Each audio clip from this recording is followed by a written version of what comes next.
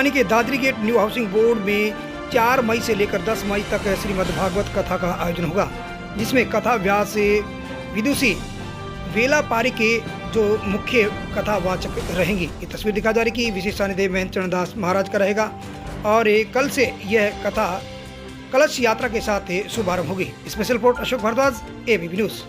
श्रीमद् भागवत कथा का वाचन साय 4 बजे से लेकर रात्रि 7 बजे तक रहेगा।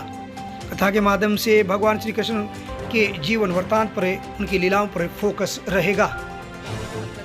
ज्ञान ये कि साप्ताहिक कथा होती है और ये कल से शुरू होगी, यानी कि 4 मई 2025 साय 4 बजे से 7 बजे सुबह 9 बजे मंगल कलश यात्रा से शुरुआत होगी और 10 मई 2025 इसका पूर्णाहुति कथा का विश्राम होगा।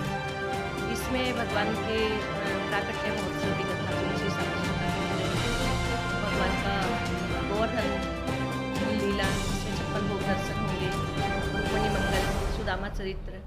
इसके अलावा मैं ये मानती हूँ कि ये कथाएं भगवान की कथाएं हैं, ये राष्ट्र जागरण के लिए होती हैं, ये समाज की जागृति के लिए होती हैं कि हम समाज को बता सकें कि हमारे जितने भी तीज त्यौहार हैं वे सब इन पौराणिक कथाओं के से ही निकले हैं और हमें अपना जीवन कैसे जीना चाहिए ये हमें कथाएं सिखाती हैं। भगवान राम जी का चरित्र है वो हमें मर्यादित रहना सिखाता है और भगवान श्री कृष्ण की कथाएं ये आनंद की कथाएं होती हैं। श्रद्धालुओं से क्या अपील करें? मैं श्रद्धालुओं से यही कहूँगी कि ये सनातन से जुड़े रहें, हमारी संस्कृति, हमारे संस्कार और इसको, हमारे धर्म को, इसका प्रचार प्रसार भी करना चाहिए, क्योंकि इसमें हम अपने बालकों को भगवान की इन कथाओं के माध्यम से बता सकते हैं कि उनमें कैसे संस्कार होने चाहिए, कैसे वे महापुरुष बने हैं, जो हमारे भगवान हैं, हमारे देवता हैं, वे हम अपने बच्चों को अच्छे संस्कार दे सकते हैं। इन कथाओं के माध्यम से हम समाज को भी प्रेरित करते हैं कि वे धर्म के नियमों और आचरणों का पालन करें, सनातन को बढ़ावा दें। हमारे पूर्वज शुरू से ही, प्राचीन काल से ही प्रकृति के उपासक रहे हैं।